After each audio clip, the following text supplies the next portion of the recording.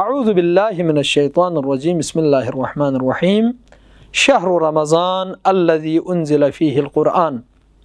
السلام علیکم ورحمۃ اللہ وبرکاتہ۔ ناظرین محترم، ایک اہم مسئلہ شرعی جس کو بیان کرنا چاہتا ہوں وہ یہ ہے کہ اگر ماہ مبارک رمضان میں روزے کی حالت میں اگر کوئی خون نکالے یا کسی کو خون دے دے، مثلا ایک انسان مریض ہے، اس کو خون کی ضرورت ہے،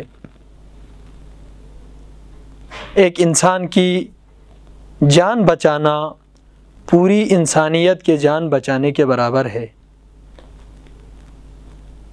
اس پر عمل کرتے ہوئے، اس چیز کو مد نظر رکھتے ہوئے اگر کوئی روزہ دار ماہ مبارک رمضان میں اس مریض کو خون دے دے تو کیا اس شخص کا روزہ باطل ہے یا نہیں؟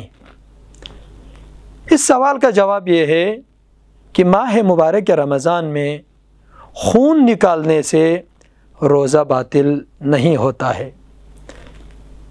والسلام علیکم ورحمۃ اللہ وبرکاتہ۔